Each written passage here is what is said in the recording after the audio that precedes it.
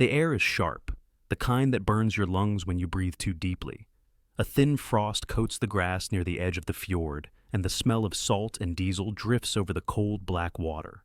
A squad of British commandos crouches low in the half-light, their breaths rising like smoke. Each man grips a submachine gun, cold metal, slick with dew, all except one. At the center stands a tall officer with piercing eyes and a faint grin. Strapped to his side, a Scottish broadsword. Across his back, a longbow of polished yew, strung and ready. He draws an arrow, testing its balance against the wind. The men glance at him, some smirking, some whispering. Mad Jack, they call him.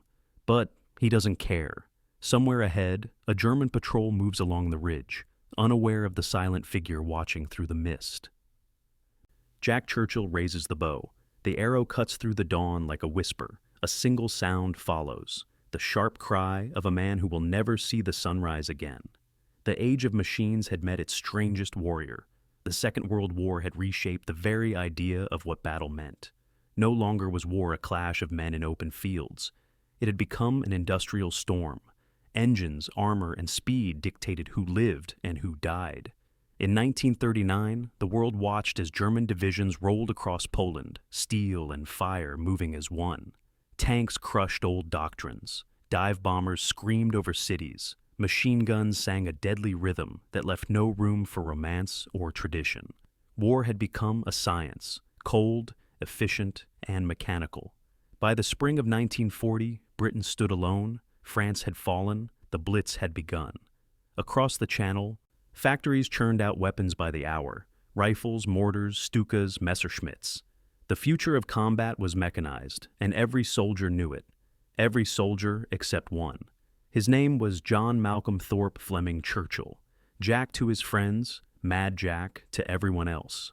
Born in Hong Kong in 1906 to a British civil servant, he was a soldier raised between worlds. Educated in England, hardened in Burma, restless by nature.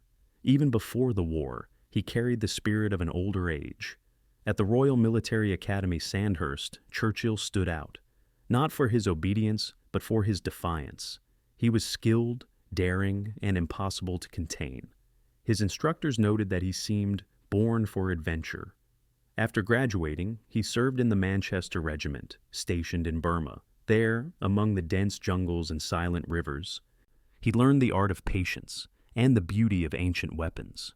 He practiced archery long before the world had a reason to remember it. To him, the bow was not nostalgia. It was precision. It was discipline. He became an expert marksman, representing Britain in international archery competitions, even appearing in a 1939 film, The Thief of Baghdad, as an archer. But beneath the charm was something deeper.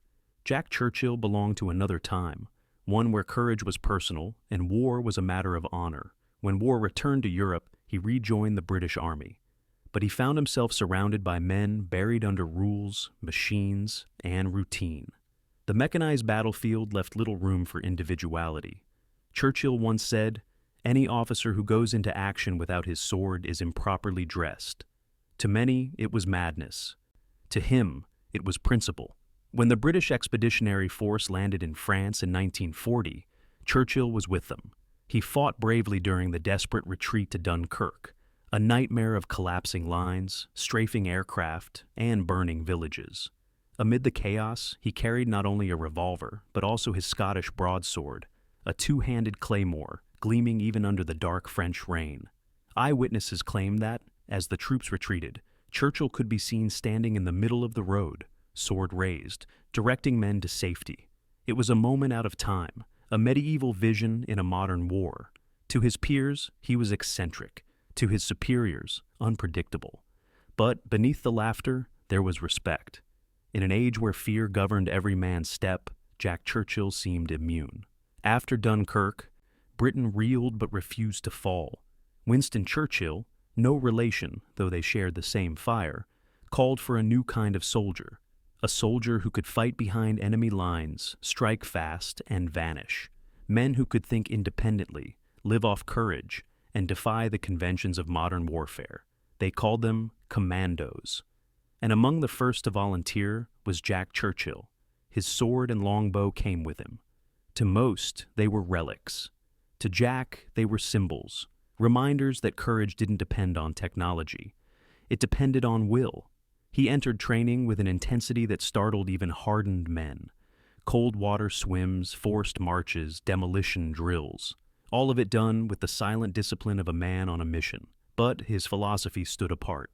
Where others measured progress in rounds fired or gear carried, Churchill measured it in spirit, in the courage to stand alone. He was, in every sense, a knight reborn in the age of machines. And soon, the British High Command would give him the one thing he needed most, a battlefield fit for the unconventional. By late 1940, Britain was fighting for survival, bombed nightly, isolated politically, but unbroken in spirit. Winston Churchill knew that if the island nation could not meet Germany head-on, it would bleed the enemy from the shadows.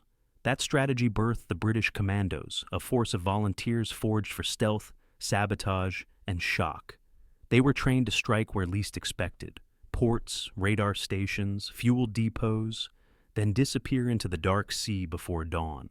For men who craved action, it was irresistible. For Jack Churchill, it was destiny. He joined the new unit with the enthusiasm of a man born out of his time.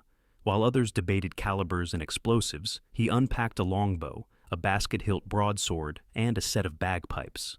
His fellow soldiers stared, half amused, half bewildered.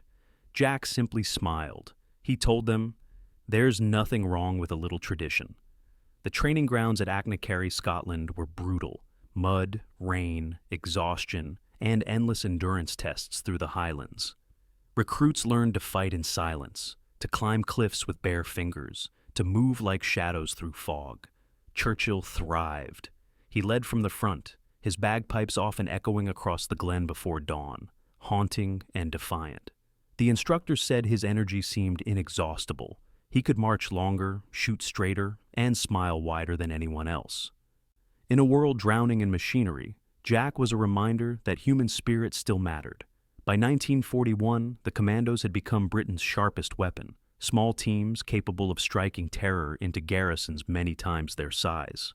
They were the prototype for modern special forces, and their daring raids soon became legend. When plans were drawn up for an attack on the Lofoten Islands in Norway, an operation codenamed Claymore, Jack Churchill was among the first to volunteer. It was to be a lightning strike on German fish oil factories and shipping depots, designed to disrupt supplies and remind the Nazis that the war could reach even the Arctic Circle. Before departure, Churchill inspected his men aboard the transport ship. They carried Thompsons and Enfields. He carried a longbow and a quiver of arrows, his sword strapped firmly to his belt. Laughter rippled through the ranks. "You planning to hunt reindeer, sir?" one joked. Jack grinned. "If the enemy is polite enough to stand still, perhaps." Behind the humor lay a deadly confidence. He believed that fear was a disease, and that laughter could cure it. If his oddities made his men relax, so much the better. The raid began before dawn, through freezing surf and sleet. Churchill led his men ashore, sword drawn, bagpipes slung across his shoulder. The attack was swift and surgical. German resistance crumbled under the sudden violence. Ships were destroyed, factories burned, and prisoners taken. Yet, amid the explosions and gunfire, one image stayed with every man who survived that raid. Jack Churchill, standing on the docks, playing March of the Cameron Men on his pipes as flames painted the sky. It was insanity. It was inspiration. It was both. From that day forward, his legend began to grow. Reports spread of a British officer who carried a bow and sword into battle, a man untouched by the modern world. Some commanders rolled their eyes, others quietly admired him. Even in official dispatches, the note was always the same. Captain J.M. Churchill displays exceptional courage and leadership under fire. After Norway came more raids, Vagso, Salerno, Sicily. Each time, Churchill pushed further, leading from the very front, sword raised, unflinching. He fought not just with weapons, but with conviction, a living symbol that war was still, at its heart, a contest of human will. For every soldier who mocked him, 10 others found courage watching him walk calmly into the storm. And yet, behind the fame and folklore, one act would elevate him from myth to legend. The moment when the longbow, silent for centuries, would once again speak on a battlefield ruled by gunfire. By 1941, warfare had become depersonalized. Soldiers no longer saw their enemy's eyes. Death came from miles away, from bombs dropped by unseen planes or shells fired by hidden guns. It was a war of factories, logistics, and steel. But Jack Churchill believed that courage had to be visible, that the soul of war still lived in the sight of a man who dared to stand tall under fire. His men said he never crouched in battle. He walked, upright, sword in hand, as if daring the bullets to find him. Some called it madness. Others called it leadership. Churchill understood a truth few dared to admit. Fear spreads faster than fire, and the only way to stop it is through example. When a commander charges with a sword against machine guns, men follow, not because they think it's safe, but because courage is contagious. In one of his later operations in Italy, as his platoon landed under heavy fire, Jack jumped out first, waving his sword and shouting, "Come on, men! There's work to be done." It wasn't heroics for show. It was calculated psychology. In chaos, morale is a weapon, and Churchill wielded it better than any rifle. Off the battlefield, Jack was a paradox. He could spend hours practicing archery in perfect silence, then suddenly fill the room with laughter and music from his pipes. He loved mischief, thrived on humor, and seemed immune to fear. His comrades spoke of his calmness under pressure, a serenity that baffled them. Even when bullets whined past, he never seemed hurried. He often told his men, "You can only die once, so make sure it's worth it." That sense of fatalistic humor made him unshakable, and made those around him believe that nothing could go wrong while he led. Churchill's charisma wasn't loud, it was steady. He didn't bark orders or boast. Instead, he looked his men in the eye and made them feel part of something ancient, a brotherhood that existed long before tanks and planes. He wasn't fighting for glory or fame. He was fighting because it was his duty.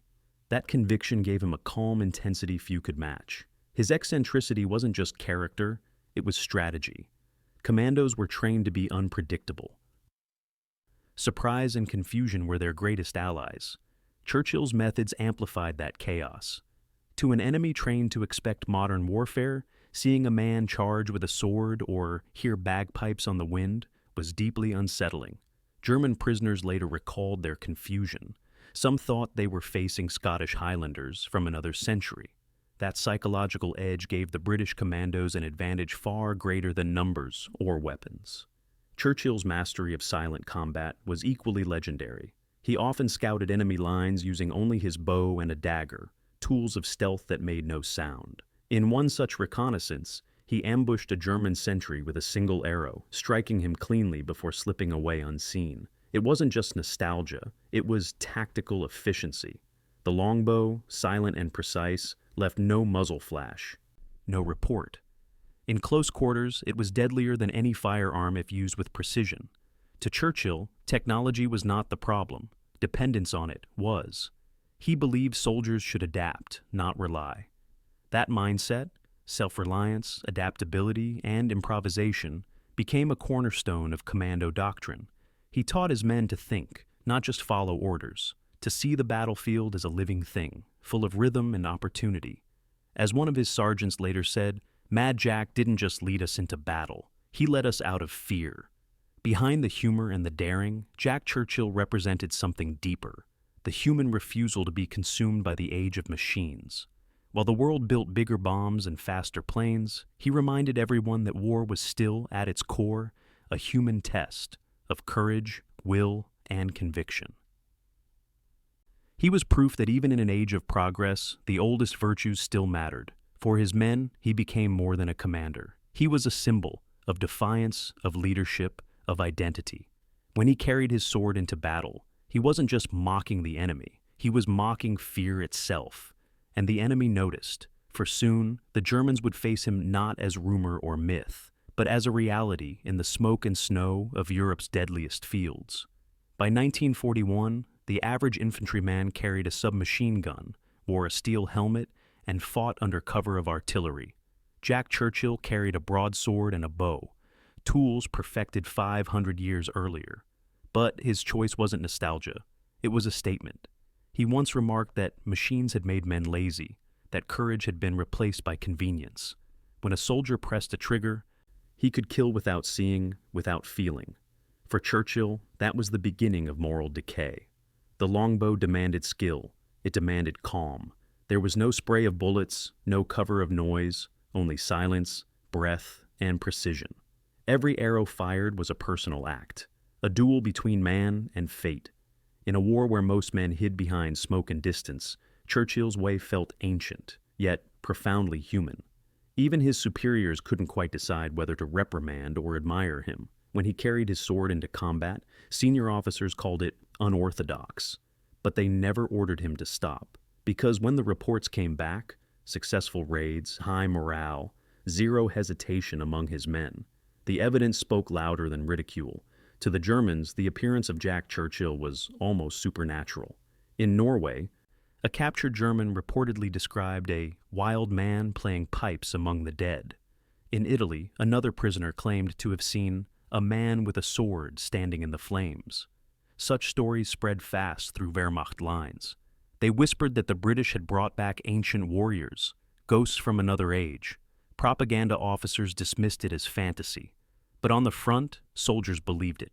In a war of attrition, where morale could crumble faster than flesh, the idea of an enemy who fought like a legend was deeply unsettling. That psychological power, the mythic edge, worked in Churchill's favor. He didn't just win skirmishes, he invaded the enemy's mind. The Germans respected strength, even eccentric strength. To them, courage was a form of superiority.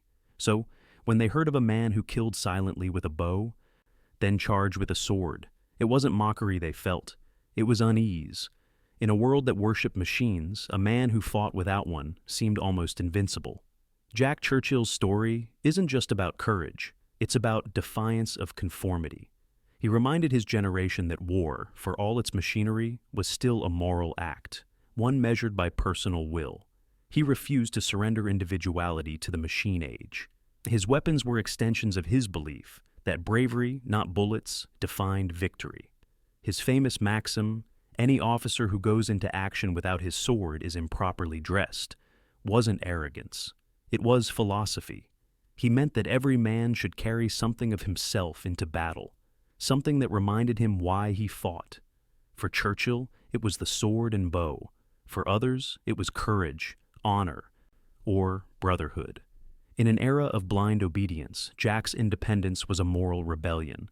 He fought under orders, yes, but always on his own terms. He followed the mission, but never let the mission consume his humanity. That balance, between soldier and soul, made him unique. And yet, it wasn't until a cold, moonless night in 1941 that his philosophy would be tested in blood. When a German officer fell silently to an arrow, and the age of steel met the age of spirit, that shot, taken with the calm precision of a medieval archer, would become one of the most haunting moments of the Second World War. It wasn't a legend, it was documented fact. The longbow, once the pride of English warfare, had killed again, this time in the modern age. And with that single arrow, Jack Churchill's name passed from eccentric to immortal. A land of deep fjords, black rock, and endless cold.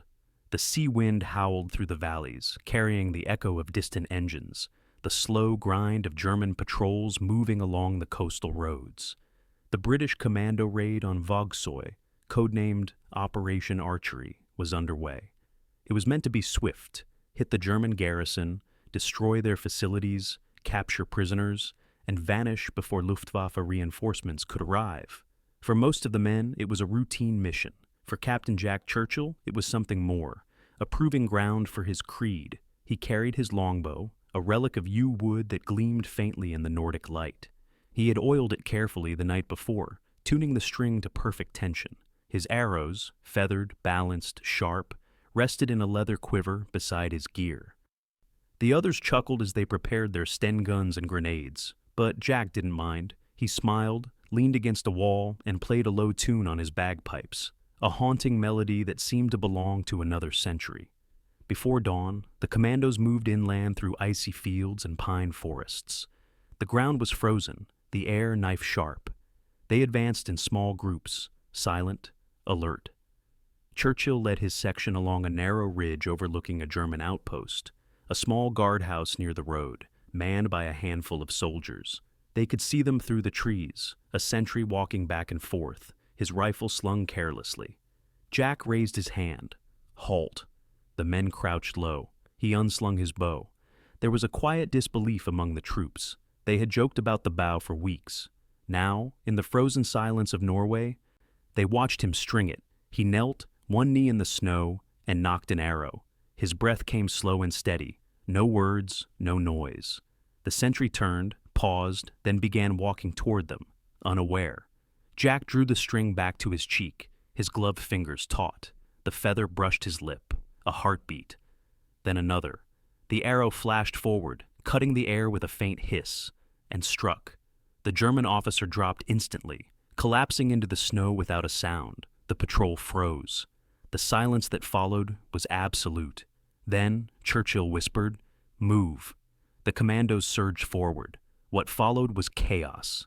Explosions tore through the docks as demolition teams set charges. Oil fires roared to life, painting the sky orange. German resistance flared, rifle fire, shouted orders, confusion.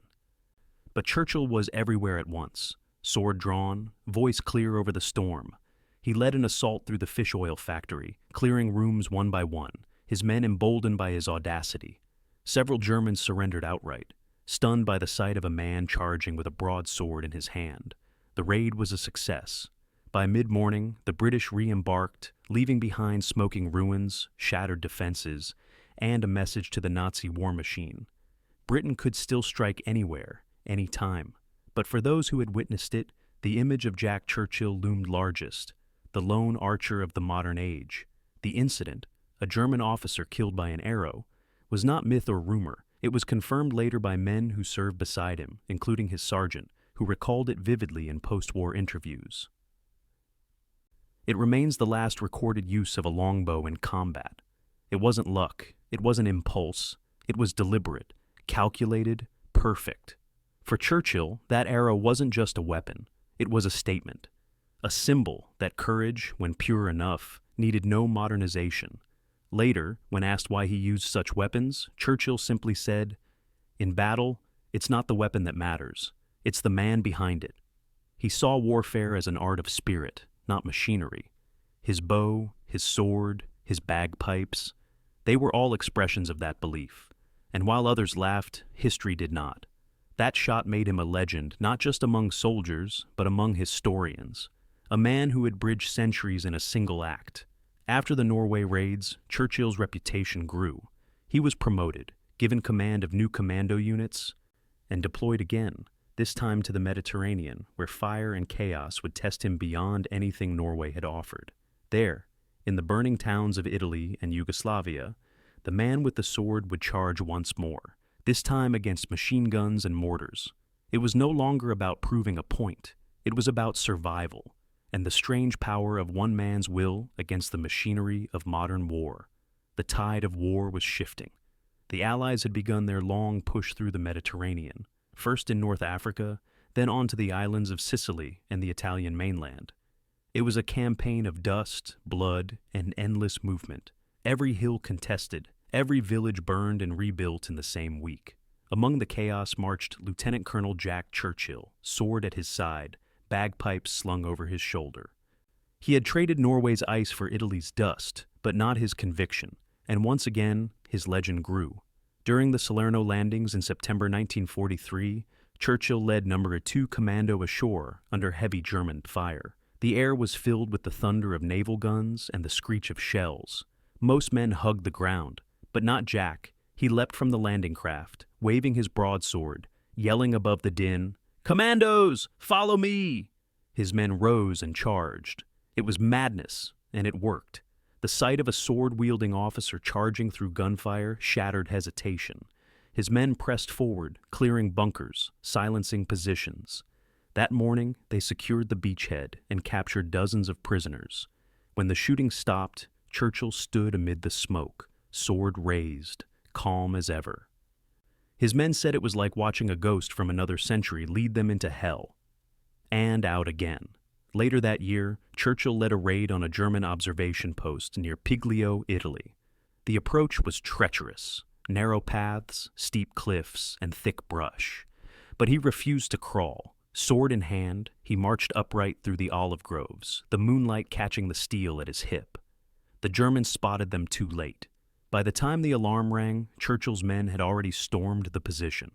In the confusion, several Germans surrendered immediately. When interrogated later, they said they had seen a British officer with a sword, shouting in perfect German to lay down their arms. They thought they were surrounded by an entire battalion. In truth, there were fewer than 100 men. Psychological warfare, Jack Churchill style. In 1944, he was assigned to Yugoslavia, supporting Tito's partisans against German forces along the Adriatic coast. The terrain was brutal, mountains, forests, and shattered villages crawling with patrols. Churchill thrived in it. He led small, daring attacks with his characteristic blend of humor and ferocity. His commandos would often hear him before they saw him, the wail of his bagpipes drifting through the fog before battle. One night, near the town of Brock, his unit assaulted a heavily fortified position. German mortars rained down as he led the charge, sword flashing in one hand, grenade in the other. He reached the hilltop, calling his men to follow. Many did. Many never returned. A shell exploded nearby, hurling him to the ground. When he awoke, the battle was lost. His unit scattered or dead. He was captured, still clutching his sword. The Germans didn't know what to make of him. An English officer with a sword and bagpipes. They thought they'd captured a lunatic. But when they found his rank and service record, they realized who he was. The Jack Churchill. He was sent to Sachsenhausen concentration camp near Berlin, a place where prisoners were not expected to live long.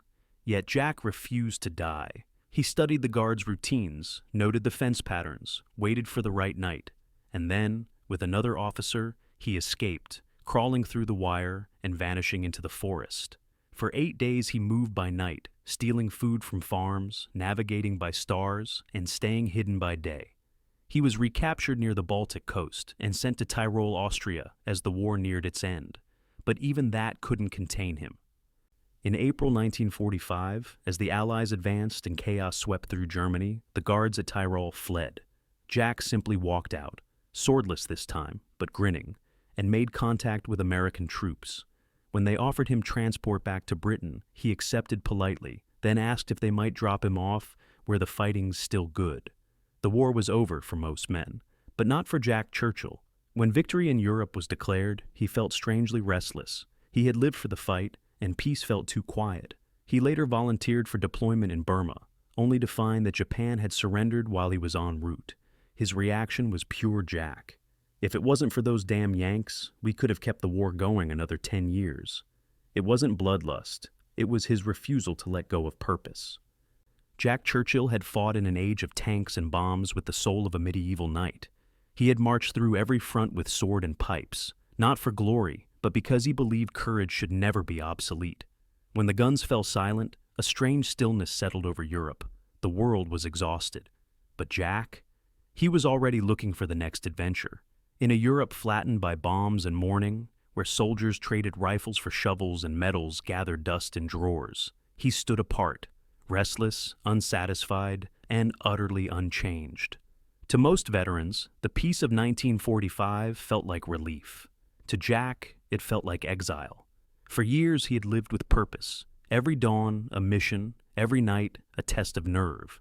Now, silence stretched across the world like fog, and he found himself without an enemy to chase. He remained in the army, but the post-war world seemed almost foreign to him. He watched new recruits arrive, neat, polite, mechanical, trained in the latest tactics, burdened with radios and logistics manuals. They called him Sir, but to him, they were strangers to the raw spirit of war. Still, he trained them, and when he did, the fire returned. He taught them to move fast, think faster, and above all, trust instinct.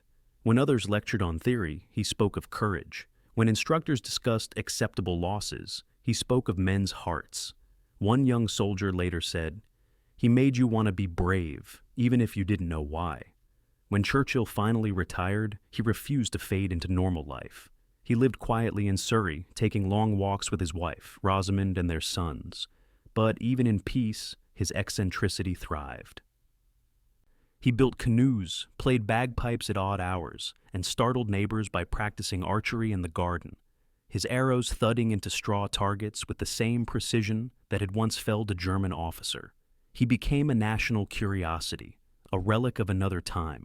Newspapers occasionally published brief stories about him, the man who went to war with a sword. But Jack treated fame with the same indifference he had shown danger. He didn't want to be a hero.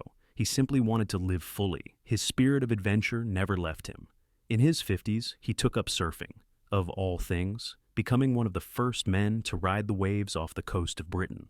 When stationed in Australia for a time, he surfed a river mouth for over a mile, a record that stood for years.